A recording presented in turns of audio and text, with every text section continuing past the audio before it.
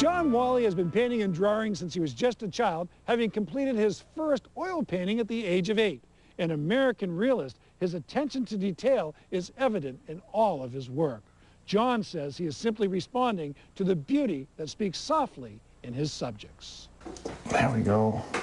It's my hope that it would be taking something that I get really engrossed in and just putting it there for someone else to look at. Maybe they'd see it in a way they never took the time to see it before.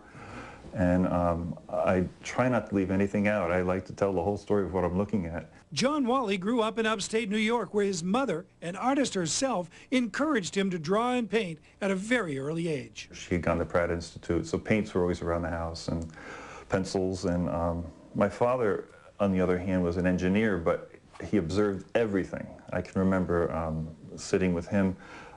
He would take 2 or 3 hours out of a day to watch a wasp bury something for its young and lay eggs, and we watched the whole process. So I think he instilled a real love of observation, and that with the artwork, I've just always loved studying things in detail.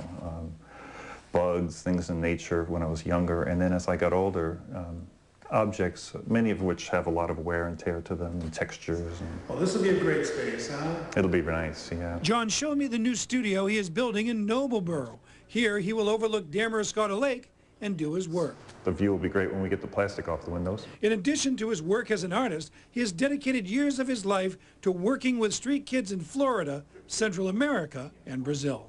I think it was, until that point, I had been an artist full-time. I had worked in the early, very early 80s in an orphanage in Pennsylvania. I did an art therapy program I developed there.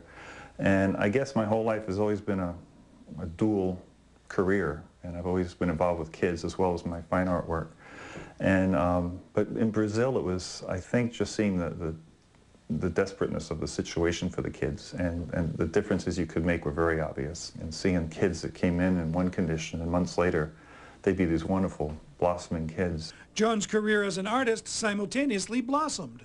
Originally represented by a gallery in Maryland, his work is currently handled by Green Hut Galleries right here in Maine.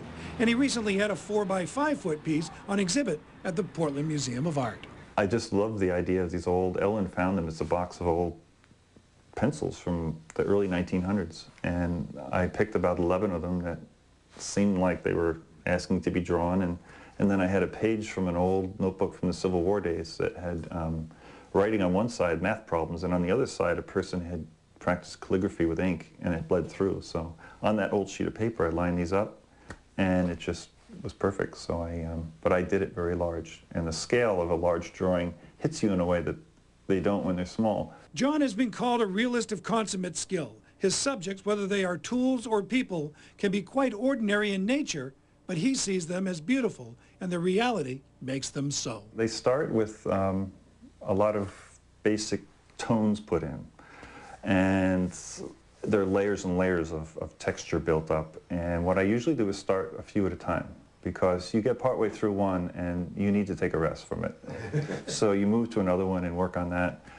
And then a few days later, you come back to the one that you were very tired about, and you have fresh eyes. And I think we all become blind to the things that are always in front of us. So taking time away from a drawing or a painting, you come back to it and you see it as if for the first time in some ways. And it really helps the work in the long run. In addition to his life of tools, John also does remarkable portraits, bringing the same meticulous attention to detail that the people love in his painting. I have one portrait where I had the person done, and it was just something missing, and one day the sun was coming in the studio window and fell across the background. It was actually falling on the drawing. And the composition that made of these rays of sunlight, I went and got an eraser, and wherever the light fell, I erased, and it made the piece. And people say, oh, that's a great positioning of that. I said, I have nothing to do with it. Thank the sun, you know. John says he returned to Maine because of what comes to life for him. With his wife, Ellen, he has found a soulmate who loves looking for old things almost as much as he does. And I've always been interested in nature items. When I was a kid, I had always had a backpack with me with baby food jars, and anything I'd find, I'd stick in a baby food jar and bring it home and draw it. So a lot of what's in my studio are shells of crab shells and pine cones and things we find. Ellen and I will just find things, and we really have to edit as we get older what we bring home, because our home is very little room for us anymore. John and his wife Ellen have done a wonderful job combining their work in the fine arts with a commitment to providing homes and futures for street children in the United States, Central and South America.